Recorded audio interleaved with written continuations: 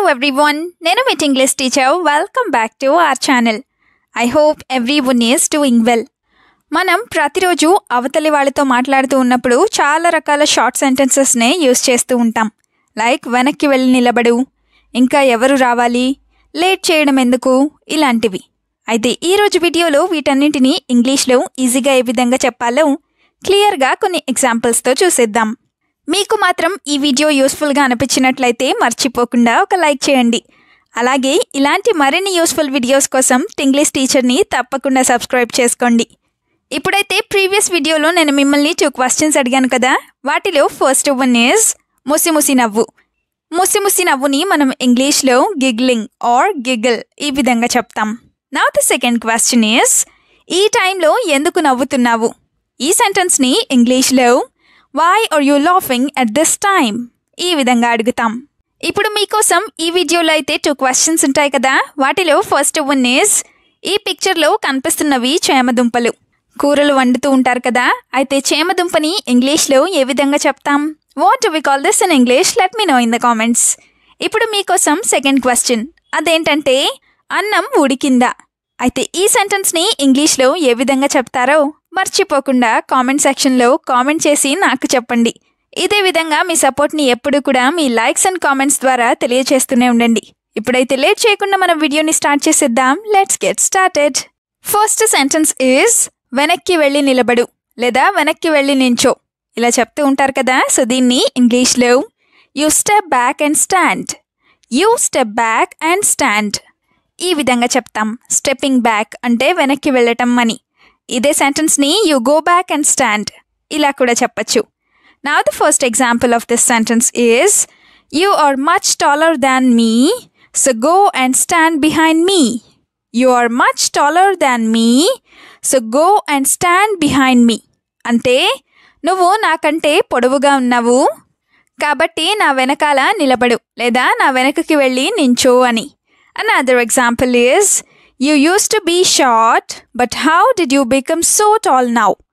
You used to be short but how did you become so tall now అంటే నువ్వు ఇంతకు ముందు పొట్టిగానే ఉండేవాడివి కానీ ఇప్పుడు ఇంత పొడవుగా ఎలా అయ్యావు అని. సెంటెన్స్ నెంబర్ 2 is ఇక్కడెందుకు పడుకున్నావు లేదా ఇక్కడెందుకు నిద్రపోతున్నావు ఇలా కూడా అంటూ ఉంటారు కదా. సో దీన్ని ఇంగ్లీష్లో why are you sleeping here. Why are you sleeping here ఈ విధంగా అడుగుతాం. దీనికి సంబంధించిన 2 ఎగ్జాంపుల్స్ని చూద్దాం. First one is I watched TV at night and fell asleep on the couch without realizing it. I watched TV at night and fell asleep on the couch without realizing it అంటే నేను నిన్న రాత్రి TV చూశాను, అలా TV చూస్తూనే నిద్రపోయాను, లేదా నేను నిన్న రాత్రి టీవీ చూస్తూనే నాకు తెలియకుండానే సోఫాలోనే నిద్రపోయాను అని. Another example is the TV was on like that until I woke up in the morning. The TV was on like that until I woke up in the morning అంటే నేను ఉదయం నిద్ర లేచే వరకు టీవీ అలా ఆన్ చేసే ఉంది అని. Now the third sentence is అక్కడే పెట్టాను చూడు. ఎవరైనా ఏదైనా అడిగినప్పుడు ఇలా చెప్తూ ఉంటాం కదా. సో దీన్ని ఇంగ్లీష్లో I put it there you see or I put it there you see properly ఈ విధంగా చెప్తాం. Now the first example is what do I need with your phone? I saw the photos and put it there. What do I need with your phone? I saw the photos and put it there అంటే నీ ఫోన్తో నాకు అవసరం ఏంటి, నేను ఫోటోలు చూసి అక్కడే పెట్టేశాను అని. Another example is I have been looking for my phone for a long time.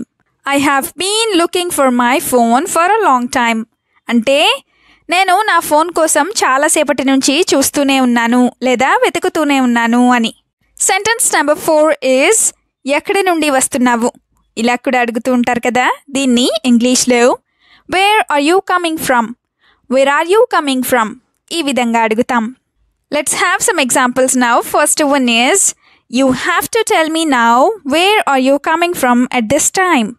You have to tell me now where are you coming from at this time అంటే నువ్వు ఈ టైంలో ఎక్కడి నుండి వస్తున్నావో నువ్వు నాకు ఇప్పుడు చెప్పాల్సిందే అని.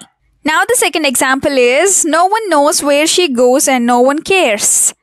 No one knows where she goes and no one cares అంటే ఆమె ఎక్కడికి వెళ్తుందో ఎవరికి తెలీదు, అలాగే ఎవరు పట్టించుకోరు కూడా అని. Now the fifth sentence is అనవసరంగా లేట్ చేయడం ఎందుకు. ఇలా కూడా అంటూనే ఉంటారు కదా. సో దీన్ని ఇంగ్లీష్లో why the unnecessary delay, why the unnecessary delay ఈ విధంగా చెప్తాం. అన్నెసెసరీ డిలే అంటే అనవసరమైన ఆలస్యం అని. Now the first example is it is not good that you are getting ready slowly thinking that you still have a lot of time.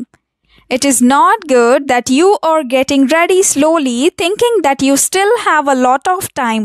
అంటే నువ్వు ఇంకా చాలా టైం ఉందనుకొని చాలా నిదానంగా రెడీ అవుతున్నావు, అది మంచిది కాదు అని.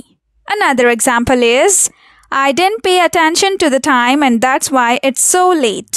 Or I didn't pay attention to the time and that's why it's so late. అంటే నేను టైం చూసుకోలేదు లేదా నేను టైంని పట్టించుకోలేదు, అందుకే ఆలస్యం అయిపోయింది అని. సెంటెన్స్ నెంబర్ 6 ఈజ్ ఎక్కడ పెట్టానో మర్చిపోయాను. ఇది కూడా చాలా సందర్భాల్లోనే యూస్ చేస్తూ ఉంటారు కదా. సో దీన్ని ఇంగ్లీష్లో I forgot where I put it, I forgot where I put it ఈ విధంగా చెప్తాం. For example, at that time there were many people at home so I put the money somewhere and forgot. At that time there were many people at home so I put the money somewhere and forgot. అంటే ఆ టైంలో ఇంట్లో చాలామంది ఉన్నారు, అందుకే నేను డబ్బులు ఎక్కడో పెట్టి మర్చిపోయాను అని. Now the second example is you are not telling me many things lately, you are forgetting everything. Or you are forgetting everything, you are not telling me many things lately. అంటే నువ్వు ఈ మధ్య నాకు చాలా విషయాలు చెప్పడం లేదు, నువ్వు అన్నింటినీ మర్చిపోతున్నావు అని. నెక్స్ట్ సెంటెన్స్ ఈజ్ ఇంకా ఎవరు రావాలి లేదా ఇంకెవరు రావాలి. ఇలా కూడా అడుగుతూనే ఉంటారు కదా. దీన్ని ఇంగ్లీష్లో who else should come, who else should come or who else have to come ఈ విధంగా అడుగుతాం. హూ ఎల్స్ అంటే ఇంకెవరు అని. Now the first example is how many people are yet to come here, how many people are yet to come here అంటే ఇంకా ఎంతమంది ఇక్కడికి రావాల్సి ఉంది అని. Now the second example is when I call they say they are coming but they are not coming. When I call they say they are coming but they are not coming అంటే నేను call చేసినప్పుడు వాళ్ళు వస్తామని చెప్తారు కానీ వాళ్ళు రావడం లేదు అని. Now the last sentence is ఏమైందో త్వరగా చెప్పు. ఇలా కూడా అనుకుంటూనే ఉంటారు కదా. సో దీన్ని ఇంగ్లీష్లో tell me quickly what happened or you tell me quickly what happened ఈ విధంగా అడుగుతాం. క్విక్లీ అంటే త్వరగా అని. For example, I am confused why are you so silent, I am confused why are you so silent అంటే నువ్వు ఎందుకు ఇంత సైలెంట్గా ఉన్నావు, నాకు కంగారుగా ఉంది లేదా నాకు ఆందోళనగా ఉంది అని. ఇదే సెంటెన్స్ని I am worried why are you so silent ఇలా కూడా చెప్పచ్చు. Another example is nothing happened you don't need to worry or nothing happened you don't need to worry at all అంటే ఏమీ జరగలేదు, నువ్వు కంగారు పడాల్సిన అవసరం అస్సలు లేదు అని. నో నీడ్ టు వరీ అంటే బాధపడాల్సిన లేదా కంగారు పడాల్సిన అవసరం లేదు అని. వీడియోని ఎండ్ వరకు చూసినందుకు థ్యాంక్ యూ సో మచ్. వీడియోలో ఉన్న సెంటెన్సెస్ అన్నీ తరచూ ప్రాక్టీస్ చేస్తూ ఉన్నట్లయితే you will become a better and fluent English speaker.